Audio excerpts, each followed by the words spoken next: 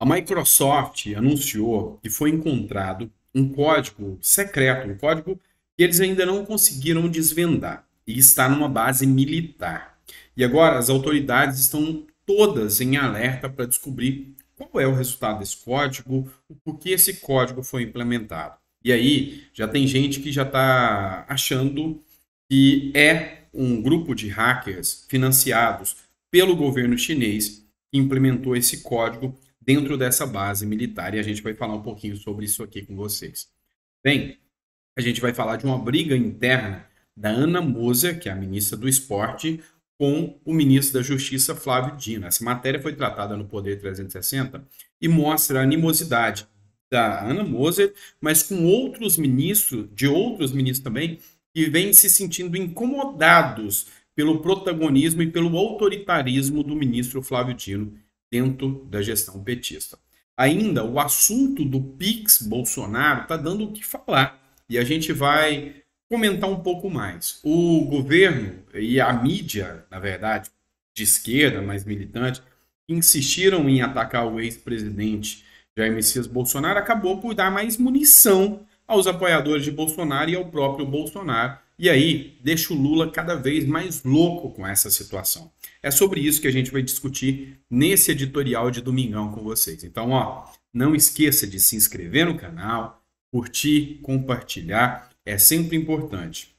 E inscreva-se, tá? Indo agora com 1,5 milhão de seguidores. E num domingão, muito obrigado por ter passado aqui um dia todo conosco, acompanhando as notícias, acompanhando as informações. Vamos torcer muito para que segunda-feira comece de forma abençoada e com boas notícias para o povo brasileiro. Bora começar? Vamos analisar as informações? Vem comigo. Vamos começar falando aqui do desentendimento ocorrido entre a Ana Moser, da verdadeira briga que aconteceu, e o Flávio Dino. Barraco com direito à lavagem de roupa suja na frente do Lula. E é isso que a gente vai explicar.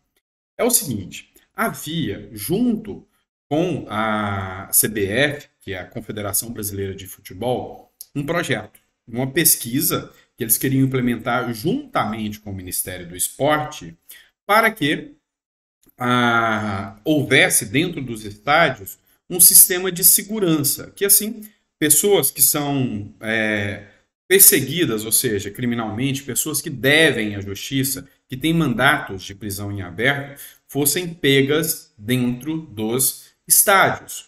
E aí a CBF mandou esse projeto para que acontecesse, tanto para Ana Moser e para Flávio Dino. O que a matéria informa aqui é que antes da Ana Moser dar o seu parecer, cerca de um mês que ela levou para dar o parecer, o Flávio Dino entrou na frente e começou a efetivamente tomar frente desse projeto, jogando o Ministério do Esporte para escanteio. Ou seja, ele queria implementar esse sistema de segurança nos estados, deixando a Ana Moser de lado. As discussões, e isso é alvo de matérias como Estadão, como o próprio Metrópolis, é que Flávio Dino ele visa ter uma dominação muito grande. Ele se tornou uma espécie de um super-ministro do Lula, pela visibilidade que ele vem buscando, ganhando, e isso está incomodando outros ministros. Tem ministros do Lula, inclusive mulheres, que até hoje nunca conseguiram sequer uma agenda com o então presidente. E isso vem incomodando muito, e outros ministros conseguem um poder tão grande. Um trecho dessa matéria aqui mostra efetivamente como que está a situação que está de briga mesmo. Olha só. No estádio Mané Garrincha, em Brasília, Moser ligou para o Flávio Dino na frente do Lula, conforme apurou a reportagem. A ministra colocou a ligação no Viva Voz e reclamou de ter sido escanteada na discussão. O titular da Justiça, que é o Flávio Dino, não gostou da cobrança, cancelou a assinatura no acordo e criou ali uma briga ali. Depois do imbróglio, o Ministério do Esporte enviou sugestão para o projeto, que estão em análise pela CBF. A ideia é assinar um acordo de cooperação entre os dois ministérios e a CBF, no máximo em agosto. Enfim, na verdade, aqui mostra que está a nível de lavação de roupa suja mesmo a gestão dos ministérios, a atividade dos ministros. O Camarote, ele deu uma entrevista que não está aqui, mas Se eu conseguir, eu trago no outro editorial para vocês, onde ele fala que os ministros do Lula estão todos perdidos, sem saber o que fazer, porque não tem um projeto feito, aumentou um monte de ministério só para colocar cargo, os ministros estão se debatendo entre si, cada um querendo mais luz, cada mais vez e mais dinheiro para poder colocar nos projetos que eles têm a implementar, e no final das contas nenhum sequer sabe o que está fazendo. Aí a gente relembra as críticas que a mídia fez em relação ao governo Bolsonaro, aos ministros do Bolsonaro, que sempre defendeu, e a bandeira dele foi que ministros deveriam ser técnicos. E efetivamente o foram, tá? Efetivamente o ministro da Justiça, que era o Sérgio Moro, eram pessoas técnicas, então você podia perceber que tinha muito disso. Embora teve algumas derrapagens também. Isso a gente sabe, tá? A gente sabe que aconteceu. E eu não vou ser demagogo em dizer que não. Vamos lá. Segunda matéria que a gente vai discutir aqui é do jornal Metrópolis. Os Estados Unidos caçam código chinês descoberto pela Microsoft em base militar. Vamos entender aqui o que está acontecendo. Existe uma ilha chamada Ilha de Guam, lá na Oceania. Essa ilha, ela fica num posicionamento estratégico entre Taiwan e a China. Ali para, caso estoure uma guerra entre a China e Taiwan, tem uma base militar americana lá dentro. E lá dentro descobriu-se que tem um código. A própria Microsoft, fazendo os levantamentos, descobriu que tem um código dentro do sistema dessa base americana que ninguém conseguiu decifrar até agora o que esse código faz. Na verdade, eles pensam que esse código é o que a gente chama de Web Shell. Não sei se você já ouviu falar em Web Shell. Web Shell é uma espécie de um escudo, né, de um sistema em que ele entra dentro do roteador e ele começa a pegar informações e mandar para uma outra base, para um outro sistema. Então eles imaginam que há muito tempo o governo chinês vem financiando um grupo de hackers, e esse grupo de hackers é chamado de Volt Typhoon, tá? Esse Volt Typhoon, não sei a pronúncia correta aqui, como se fala, mas ela atua desde 2021. E o grupo internacional, ele entende que esse grupo de hackers é financiado pela China.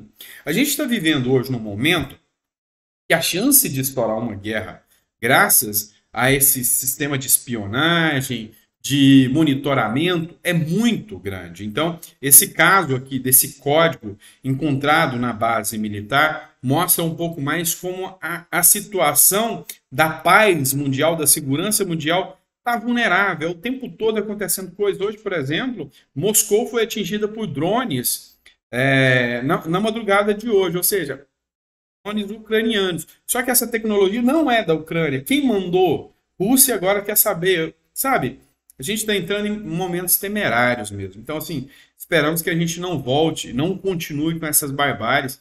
E o que a gente esperava é que o mundo evoluísse. E, enfim, parece que a mentalidade de paz dos homens não está chegando nesse ponto de consenso, né? Vamos lá, bora para cima. Tem outra matéria importante que a gente precisa discutir. Eu sempre cito a fonte para vocês. A fonte é CNN Notícias. O governo bloqueia 1,5 bilhão do orçamento e as pastas que foram atingidas é a saúde, é a educação que foram mais afetadas. Isso aí causou uma indignação, por quê? Porque foi fruto de algumas matérias e alguns meios de comunicação, mas a turma da esquerda, aquela turma militante que destruía o ex-governo, o ex-presidente Bolsonaro o tempo todo, se mantém em silêncio. E aí as críticas começaram. Esse aqui, por exemplo, é o deputado Rodrigo Valadares, que fez a seguinte postagem. Cadê o choro da militância? Citando a matéria da CNN, o governo bloqueia 1,5 bi no orçamento, saúde e educação, as áreas mais afetadas. E aí ele escreveu o seguinte: as prioridades do desgoverno Lula estão totalmente distorcidas. Lula bloqueou 1,5 bilhão do orçamento, afetando duramente as áreas essenciais, como saúde e educação. Enquanto isso, recursos são desperdiçados em luxo questionáveis, como diversas viagens internacionais, hospedagens, móveis caríssimos, etc. Curiosamente, a militância nem se pronunciou sobre a situação. Por que será? E é efetivamente esse tipo de discussão que escancara, demonstra para a sociedade brasileira que a narrativa militante da esquerda é mentirosa. Eles dizem que é pela democracia, dizem que é pela saúde, dizem que é pela educação, mas não é. Principalmente os artistas, é pela Lei Rouanet, sim. É sim. Eu tenho meu posicionamento e eu já falei com vocês milhares de vezes. E alguns até não concordam comigo, mas é o meu ponto de vista. Cultura é uma questão de sociedade. Sociedade e não de Estado. Você quer carnaval? A sociedade se organize, junte dinheiro, ou eventos privados, faça o carnaval e as pessoas compareçam. Você quer promover a parada LGBT? A mesma coisa. Quem é adepto, que faça movimentos, que junte o dinheiro privado deles e banque a parada LGBT. O que o Estado tem que fazer é dar segurança. Você quer fazer a marcha para Jesus? Os cristãos, os que são do movimento evangélico, movimento católico, que se juntem fundos e façam. O Estado vai dar segurança para que esses eventos aconteçam e a garantia de que eles possam acontecer com individualidade, com liberdade. Esse é o papel do Estado. Agora, fomentar esses eventos, vocês me desculpem, não é. E aí, vem e libera 10 bilhões, só no comecinho, para essa área da cultura. Aí é lógico que a artista vai ficar apoiando o governo. E olha só, Lula até então já liberou 10,9 bilhões em emendas para congressistas. Então, Lula libera 10,9 bilhões, já foi liberado, deixou mais 10 bilhões em projeção para liberar, ou seja, pode ser que a gente passe dos 20 bilhões só de emenda esse ano, que é uma aberração sem precedentes, e aí vem e tira das pautas da saúde, da educação, enfim, artista, enfim, movimento aqui, enfia ali na galera militante dele, e a população, que é o pobre que votou acreditando que ia ter alguma coisa de importante, tá indo pelo ralo, meu amigo, tá indo água abaixo. Vamos lá, deputado Sanderson fez uma publicação também, mais uma matéria para vocês. Reverberando aqui a Revista Oeste, esse aqui é o Instagram do Sanderson, que diz o seguinte, o título da matéria da Revista Oeste. Lula só decidiu viagem em Araraquara na tarde do dia 7 de janeiro. Eu já tratei dessa matéria em editoriais passados com vocês. Mas por que a gente precisa discutir aqui? Mais avanços na investigação. O Sanderson escreveu o seguinte. Os indícios são fortes no sentido de que Lula não agiu para evitar os danos de 8 de janeiro, de forma premeditada. Vale lembrar que agentes públicos têm o dever de agir e, se omitirem, cometem um crime equivalente ao da ação, que é o dano, além de improbidade administrativa, que no caso de participação do presidente e ministros leva ao impeachment. Por que o Sanderson colocou aqui? O Sanderson é autor de 2 pedidos de impeachment contra o presidente Lula. E assim, o que a gente consegue perceber hoje? As projeções que vêm sendo apresentadas pelo atual governo, elas são difíceis de serem sustentadas a longo prazo, ou seja, existirão cobranças maiores em relação ao atual governo. E vai chegar uma hora que essa fonte inesgotável de recursos vai acabar.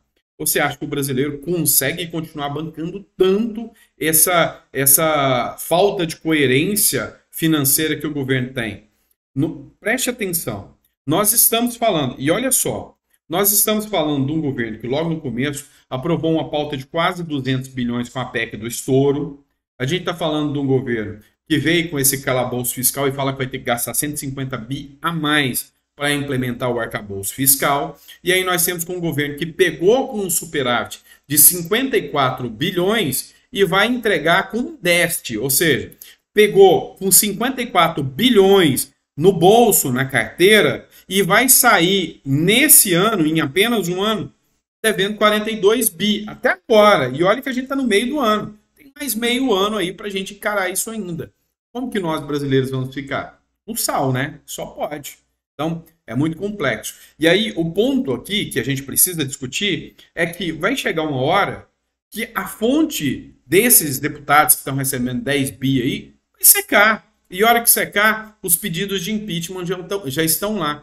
E um passarinho me diz que o impeachment principal do Lula vai ser os desdobramentos do 8 de janeiro. Vamos esperar para ver, certo? Vamos lá, mais uma matéria aqui para vocês, e agora do Estadão. Vocês entendem que parece piada, tá? Parece piada. Mas a mídia, às vezes, na tentativa de atacar, de enfrentar o Bolsonaro e o bolsonarismo, dá mais força para os apoiadores do Bolsonaro. Tá, vamos dar um exemplo. Teve uma campanha, um movimento pelo Pix, tá? Para fazer doações espontâneas. No último vídeo eu falei para vocês da defesa do Bolsonaro, que é plausível, se não fosse eu desmentiria aqui, mas é plausível.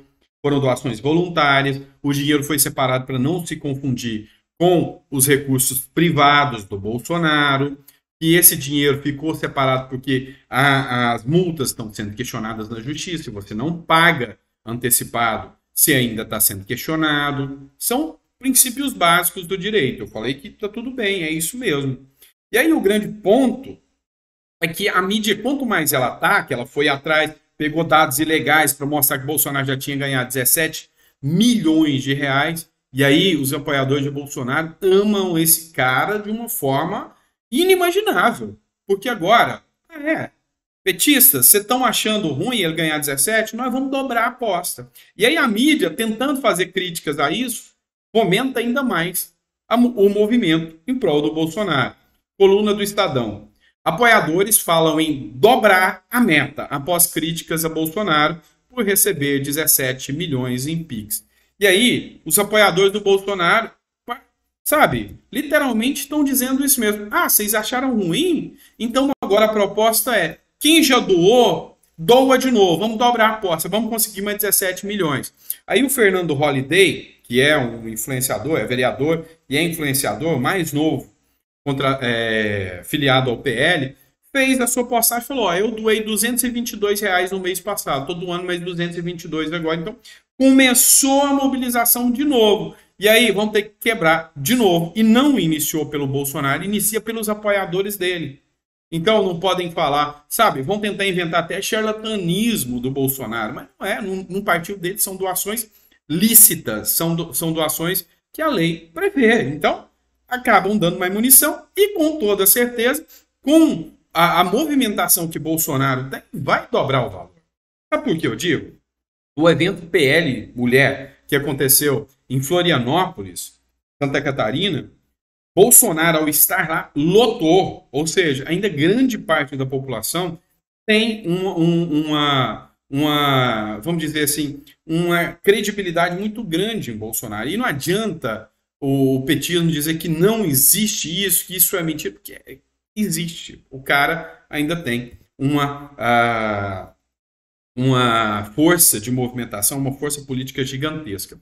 E aí, está começando a circular aqui, ó, essa imagem, ela é fake, não tenham dúvidas. Nunca que a deputada Tabata Amaral, de esquerda, postaria uma foto como essa, né? Então, é nítido que é montagem, mas aí o que os deputados do PL estão fazendo? Por exemplo, esse Instagram que eu coloquei é o do Carlos Jordi. Eles estão publicando e colocando, será que é montagem?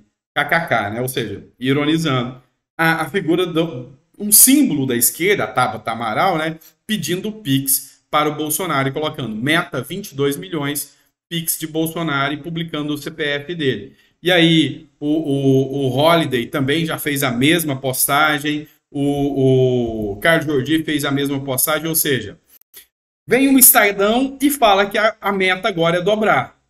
Vem os parlamentares aliados ao Bolsonaro e dizem que vão dobrar. E aí o que vai acontecer? Vai dobrar, vai dobrar. Pessoal, última do dia, tá? Eu sei que já ficou um pouquinho extenso, né? 19 minutos, num domingão com vocês, mas a última do dia para vocês. Esse é o João Amoedo. E o João Amoedo, ele é um dos fundadores do Partido Novo. O João Amoedo, que tinha uma respeitabilidade pela direita gigantesca.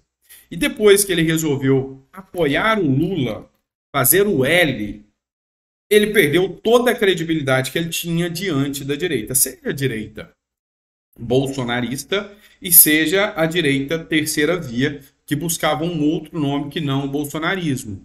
E aí, o Novo nunca foi aquele partido declaradamente bolsonarista. E eu confesso a vocês que eu tenho um carinho especial pelo Partido Novo, pela coerência das bandeiras que ele defende. Mas o João Amoedo, ele está em cima do muro mais do que tudo, porque ele fala que não se arrepende de votar no Lula, mas quase todo dia ele posta alguma coisa falando mal do Lula. E olha só a última do Instagram dele aqui que eu achei interessante. O ministro do Trabalho afirma que é uma, abre aspas, tá? Sacanagem o saque aniversário do FGTS e irá propor o seu fim. Sacanagem é o trabalhador não poder sacar o seu dinheiro de um fundo que rende menos que a poupança e é usado para financiar empresas bilionárias. Entendam o que eu vou dizer para vocês agora. Vocês, principalmente os trabalhadores que têm a carteira assinada, são os mais explorados, principalmente por governos de esquerda. E vocês vão entender o porquê. Eles conseguem vender um roubo contra vocês, preste atenção, um roubo, eles roubam vocês como se isso fosse um direito. O FGTS é um escárnio, é uma abusividade. O dinheiro é seu. Eu vou te dar um exemplo. Existe a ação de correção do FGTS. Toda vez que você trabalha, você é trabalhador, você recebe, vou usar números redondos, R$1.000 de salário. 8%, ou seja, R$80 é descontado do seu salário e vai para uma conta do governo. Lá nesse seu salário, ele é corrigido pela TR. Vamos dizer, um exemplo. O seu salário é R$1.000 e um botijão de gás custa R$80. Presta atenção, só para você entender isso. Então, eles tiram o equivalente a um botijão de gás seu hoje do seu salário, que vai para a conta do governo. E aí, você só pode sacar quando o governo deixa nos momentos específicos. Aí passa 1 ano, 2 anos, 3 anos, e aí você pode sacar. Você vai sacar o dinheiro, o botijão de gás, hoje, quando o seu dinheiro foi retirado, custava R$80. Só que daqui 3 anos, quando você vai sacar, o botijão de gás está custando 300. E você olha na sua conta, a sua conta que tinha 80 antes, agora está com 150. Olha, em 3 anos, o seu dinheiro, que era 80, foi para 150. O botijão que era os 80, ou seja, com um FGTS, você comprava um botijão de gás, foi para 300. Hoje, depois de 3 anos, você compra meio botijão de gás. Ou seja, você foi roubado. E o governo diz que isso é direito seu. E aí o problema é que antes, com o saque FGTS que o Bolsonaro implementou, você poderia ir lá na data do seu aniversário e pegar um pouco desse dinheiro para não ser tão roubado. Mas não tirou o roubo também, o que é um erro, eu devia ter tirado. E o problema é que se fosse tirar, o povo ia ficar louco, porque eles acham que isso é um direito, né? Mas enfim, deu o saque FGTS para que você pudesse sacar esse dinheiro. Esse dinheiro vai para financiar bilionários através do FGTS, meu amigo. Para bancar os amigos do rei, vai para bancar do BNDES, vai para bancar ditaduras como Venezuela, que não pagou o seu salário, então, que não pagou a sua dívida. Então, no final das contas, eles mentem para vocês. E o Amoedo deveria fazer um coro mais sério aqui, porque tem responsabilidade, tem culpa, porque é um nome gigantesco, é um nome que influenciou muita gente a fazer o L. E se acha sacanagem, tem responsabilidade nessa sacanagem sim, viu, João Amoedo? E todos aqueles que apoiaram, ficaram isentos, também têm essa responsabilidade, tá? Isso é complicado, ok? Vamos lá, pessoal. Obrigado por ter ficado até o final do vídeo. Obrigado por ter acompanhado nesse domingão conosco. É sempre um prazer estar aqui com vocês. E a gente volta com mais conteúdo para vocês para amanhã. Grande abraço e até o próximo vídeo.